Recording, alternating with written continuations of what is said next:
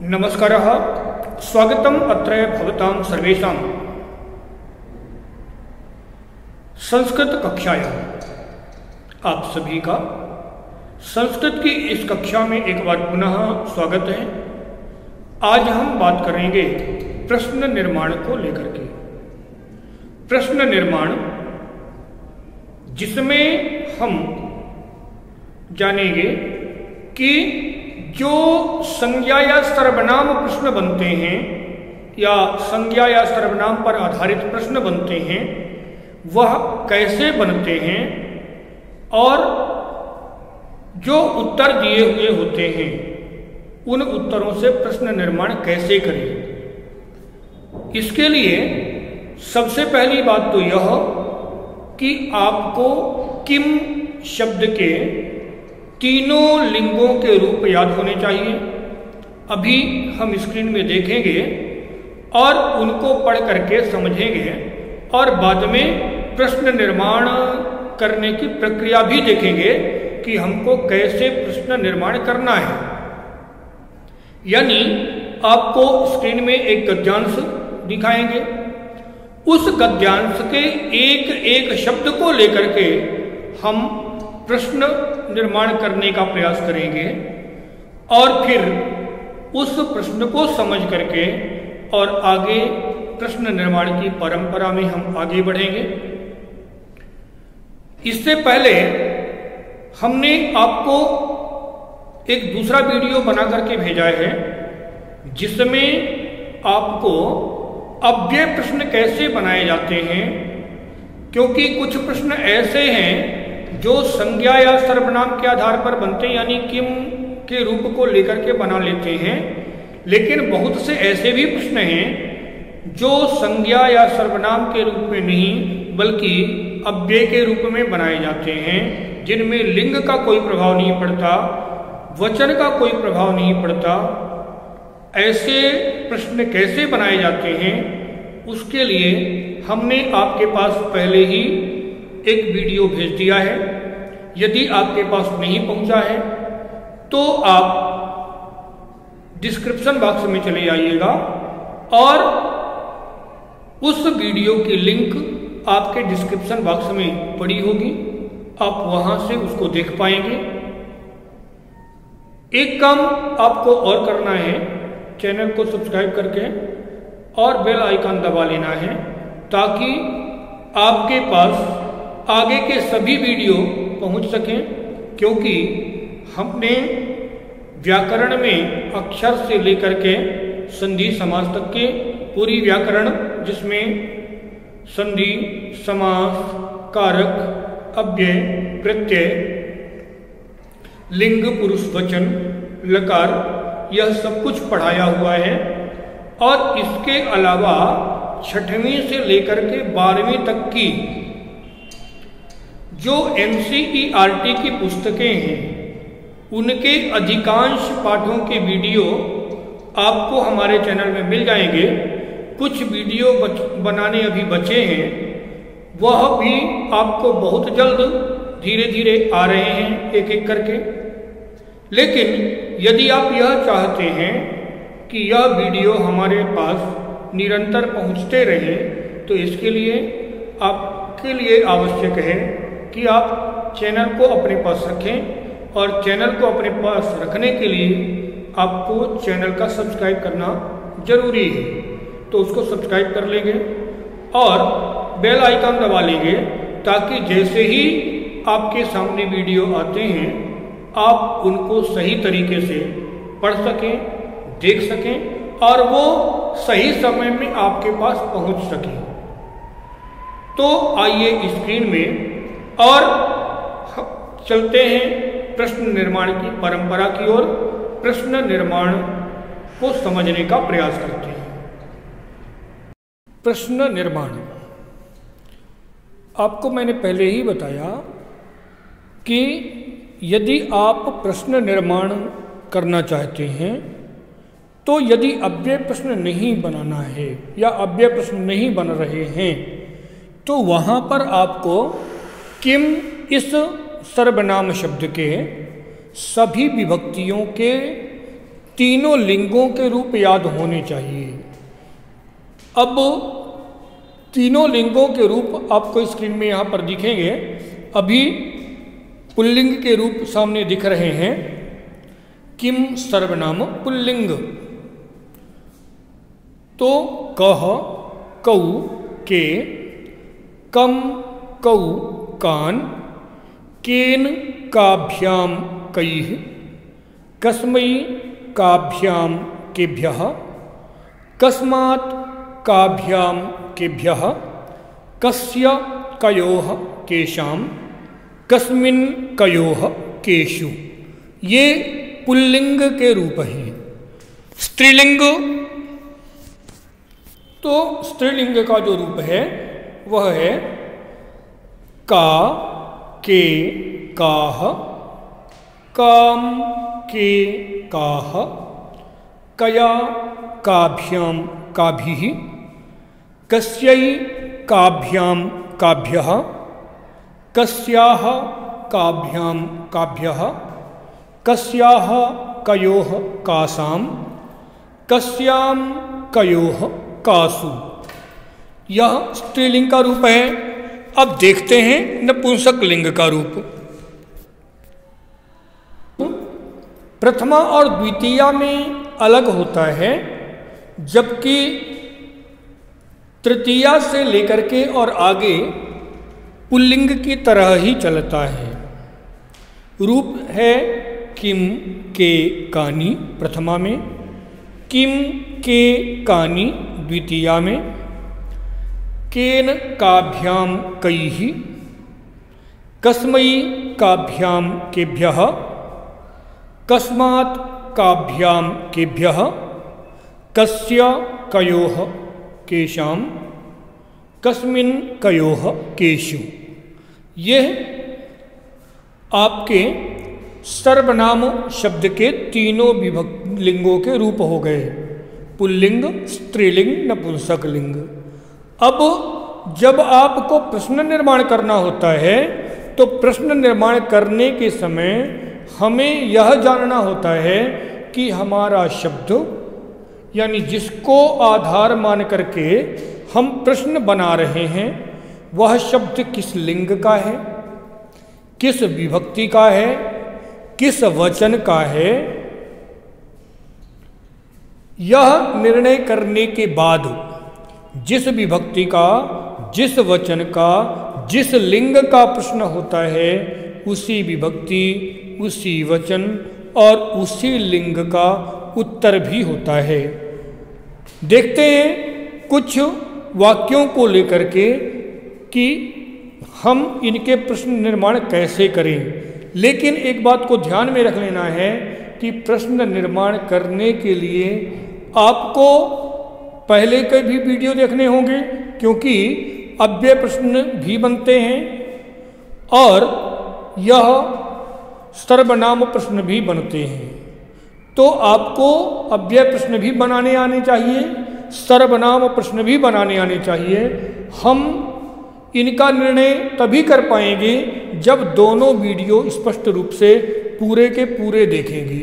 यदि आपने सोचा कि थोड़ा सा अभी देख लें, इसको देख लें, थोड़ा सा दूसरे को देख लें और फिर हम प्रश्न निर्माण कर लें, तो फिर निश्चित है कि कुछ प्रश्न तो आप बना पाएंगे, लेकिन कुछ आपसे गलत होंगे। तो देखते हैं कि कैसे प्रश्न बनाए जाएं। अब इस पैराग्राफ में देखते हैं और इस पैराग्राफ को पढ़ करके एक एक शब्द को आधार मान करके हम लोग प्रश्न निर्माण की कोशिश करते हैं। कहता है, ये जनाः दृढ़ प्रतिज्ञाः भवन्ति तेषां कृते तेषां वृतमेव सर्वप्रमुखं भवति। अब केवल इस वाक्य पर चलते हैं। यहाँ अगर मान लीजिए कि जनाः इस शब्द को अंडरलाइन कर दिया जाए और फिर कहा जाए कि आपको प्रश्न निर्माण करना है, तो जन शब्द है। जन शब्द का प्रथमा विभक्ति का बहुवचन रूप है जनः, जनऊ, जनाः। तो इधर जब आप किम के रूप में आते हैं तो जनाः पुल्लिंग शब्द का बहुवचन का रूप है, इसलिए जनाः में जब प्रश्न बनता है कह कौ के, तो के दृढ़ प्रतिज्ञाः भवन्ति यहाँ पर आए। अब यदि हम जनाः को छोड़ करके दृढ़ प्रतिज्ञाः इस शब्द को अंडरलाइन कर लें तो हम देखते हैं कि यहाँ पर लोगों का दृढ़ प्रतिज्ञा शब्द जो है, तो जन इस शब्द का क्या है, तो विशेषण है। अब विशेषण है और इसलिए विशेषण के लिए मैंने पहले ही बताया था कि आपको दूसरा वाला वीडियो देखना आवश्यक है। तो वहाँ पर जब देखेंगे तो जनाः कथम भवन्ति ऐसा आया। फिर तेषाम, तो तेषाम शब्द को अगर अंडरलाइन किया जाए तो तेषाम षष्ठी विभक्ति का बहुवचन रूप है और इसलिए कस्य कयोः केषाम, तो प्रश्न बना केषाम कृते। यहीं पर व्रतम को अगर हम अंडरलाइन कर दें तो प्रश्न बनेगा तेषां कृते तेषां किम सर्वप्रमुखम भवति। अब यदि सर्वप्रमुखम को अंडरलाइन कर दिया जाए तो सर्वप्रमुख, क्योंकि व्रतम का विशेषण है, इसलिए कथम ऐसा प्रश्न हो जाएगा, यानी तेषां कृते तेषां व्रतमेव सर्वप्रमुखम, तो सर्वप्रमुखम की जगह में हो जाएगा कथम भवति। तेषां कृते तेषां व्रतम कथम भवति। पुनः संसारे ईदृशाः जनाः अभवन् ये जीवनस्य अन्तिमे क्षणेपि सत्यस्य आश्रयं नात्यजन्। इस वाक्य में संसारे ईदृशाः जनाः अभवन्, यहाँ तक का वाक्य लेते हैं। अब संसारे को अंडरलाइन कर दिया जाए तो संसार यानी स्थान सूचक शब्द, स्थान सूचक शब्द के साथ सप्तमी विभक्ति लगी है और सप्तमी विभक्ति का जो रूप होता है, तो या तो आप सप्तमी विभक्ति में जा करके और संसारः पुल्लिंग शब्द है तो वहाँ से ले सकते हैं। दूसरा, स्थान सूचक शब्द होने के कारण स्थान सूचक शब्द जब सप्तमी विभक्ति में होता है तो उसका उत्तर या उसका प्रश्न जो है वह कुत्र बनता है। तो इसलिए कुत्र ईदृशाः जनाः अभवन् ऐसा हो गया। अब यदि ईदृशाः को अंडरलाइन कर दिया जाए तो इस प्रकार का ऐसा अर्थ होता है, यानी विशेषण बन गया। तो जब विशेषण बन गया तो प्रश्न वही कथम अथवा कीदृशाः। तो संसारे कीदृशाः जनाः अभवन् अथवा कीदृशाः के स्थान पर कथम जनाः अभवन्। पुनः ये जीवनस्य अन्तिमे क्षणे अपि सत्यस्य आश्रयं नात्यजन्। अब यदि इस वाक्य को लें और यहाँ से जीवनस्य को अंडरलाइन कर दिया जाए तो अस्ययोः आनाम यानी षष्ठी विभक्ति, और षष्ठी विभक्ति पुल्लिंग या नपुंसकलिंग, जीवनम नपुंसकलिंग शब्द है। तो नपुंसकलिंग और पुल्लिंग में षष्ठी विभक्ति एक जैसा होता है, इसलिए जीवनस्य को अंडरलाइन कर दिया गया तो प्रश्न बनेगा कस्य, कस्य अंतिमे क्षणे। पुनः यदि अंतिमे क्षणे, क्षण यानी समय, तो यदि अंतिम समय समय आ गया तो समय के साथ में सप्तमी विभक्ति अगर लगी हो तो प्रश्न होता है कदा। इसलिए ये जीवनस्य कदा सत्यस्य आश्रयं न त्यजन् ऐसा हो गया। यदि सत्यस्य इस शब्द को अंडरलाइन कर दिया जाए और फिर कहा जाए तो सत्यस्य, सत्य शब्द सत्यम, षष्ठी विभक्ति एक वचन, तो षष्ठी विभक्ति का एक वचन यानी कस्य। तो प्रश्न हो गया ये जीवनस्य अंतिमे क्षणे अपि कस्य आश्रयम नात्यजन। वहीं पर आश्रयम को अगर अंडरलाइन कर दिया जाए तो आपने पहले ही देखा है कि यदि प्रथमा अथवा द्वितीया विभक्ति में होता है प्रश्न यानी उत्तर, तो उसका जो प्रश्न होता है वह होता है किम। इसलिए आश्रयम के स्थान पर हो जाएगा किम, किम नात्यजन। पुनः स्वात्मनः विपर्यये किमपि कर्म अपि क्षम्यताम, यहाँ पर किंचित है कि बस दिख रहा है, किंचित कर्म अपि ना कुर्वन् स्वात्मनः जीव आत्मनः। आत्मनः आत्मन शब्द का षष्ठी विभक्ति का एक वचन का रूप है। आत्मन शब्द यानी आत्मा पुल्लिंग शब्द है, इसलिए कस्य। पुनः यदि विपर्यय को अंडरलाइन कर दिया जाए तो कदा। यदि किंचित को अंडरलाइन कर दिया जाए तो यदि किंचित जे, तो यदि किंचित को अंडरलाइन कर दिया जाए तो किंचित यानी कुछ, थोड़ा, यानी मात्रा की बात हो रही है, परिमाण की बात हो रही है। और जब परिमाण में प्रश्न बनता है तो होता है कियत। पुनः कर्म अपि ना कुर्वन्, कर्म तो किम। पुनः अनेकाशु विपत्तिषु अपि नृपः हरिश्चंद्रः सत्यस्याश्रयं नात्यजत। अब आप इस वाक्य को लीजिए और अनेकासु, इस शब्द को अंडरलाइन किया जाए तो अनेकासु, क्योंकि विपत्तिसु शब्द है, विपत्ति स्त्रीलिंग शब्द है और विशेषानुसारेण विशेषणम होता है, तो अनेक शब्द जो है तो स्त्रीलिंग का माना जाएगा। और तो अनेक स्त्रीलिंग हो गया और स्त्रीलिंग का सप्तमी विभक्ति का रूप जो होता है वह होता है कासु। तो कासु विभक्तिसु विपत्तिसु, अथवा विपत्तिसु को अंडरलाइन कर दिया जाए तब भी वही बनेगा कासु। अव्यय पदों के प्रश्न निर्माण नहीं होते, इसलिए अपि का प्रश्न निर्माण नहीं होगा।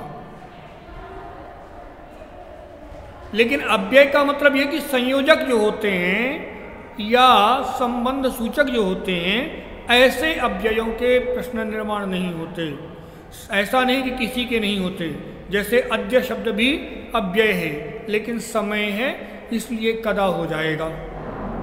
नृपः, नृपः पुल्लिंग शब्द है, प्रथमा विभक्ति है इसलिए कह। हरिश्चंद्र यह भी पुल्लिंग शब्द है, प्रथमा विभक्ति है यानी कह। सत्यस्याश्रयम, सत्यस्य आश्रयम, तो सत्यस्य को अगर अंडरलाइन कर दिया गया तो कस्य, और आश्रयम को अगर अंडरलाइन कर दिया जाए तो किम। पुनः महाराणा प्रतापः आजीवनम वने वने अभ्रमत। अब यहाँ पर महाराणा प्रतापः इसको अंडरलाइन कर दिया जाए तो प्रथमा विभक्ति का एक वचन लगा हुआ है, पुल्लिंग है, इसलिए कह। आजीवनम, आजीवन पूरे जीवन भर यानी समय की बात आ गई। अतः कदा, वने वने अभ्रमत, यहाँ वने स्थान सूचक शब्द आ गया और सप्तमी विभक्ति लगी है, इसलिए कुत्र। स्वभार्याम बालौ च बुभुक्षया निष्प्राणन इव पश्यन्नपि, है ना, सह तेषां वार्तां न अमन्यत। अब इस वाक्य में देखें तो स्वभार्याम यानी स्त्रीलिंग शब्द आ गया, काम। बालौ पुल्लिंग शब्द है, द्विवचन है, कौ। च बुभुक्षया तृतीया विभक्ति लगा है, स्त्रीलिंग है, इसलिए अया यानी कया। निष्प्राणन्निव, निष्प्राणान्निव, यहाँ पर इव किस प्रकार का, यानी निष्प्राण की तरह देख करके, तो विशेषण की बात आ गई, इसलिए कथम अथवा कीदृशम। पश्यन् प्रसन्नपि, जब कभी क्रिया का प्रश्न होता है तो क्रिया का जो प्रश्न होता है वह या तो किम लगा करके और फिर किम के साथ में जो भी लकार अथवा जो भी प्रत्यय आपके क्रिया में लगा है वैसा ही प्रत्यय लगा दिया जाता है। मुझे लगता है कि आपको प्रश्न निर्माण सही तरीके से समझ में आ गया होगा। बाकी जो बचे हुए पंक्तियां हैं वह आपके लिए होमवर्क की तरह हैं। इन बाकी के शब्दों को इसी प्रकार से अंडरलाइन करके और आपको प्रश्न निर्माण करने का प्रयास करना है। इसके बाद भी यदि किसी प्रकार की कोई कठिनाई आती है तो आप कमेंट बॉक्स में कमेंट डाल करके अपनी समस्याओं का समाधान ले सकते हैं। आज के लिए इतना ही। वदतु संस्कृतम, जयतु भारतम।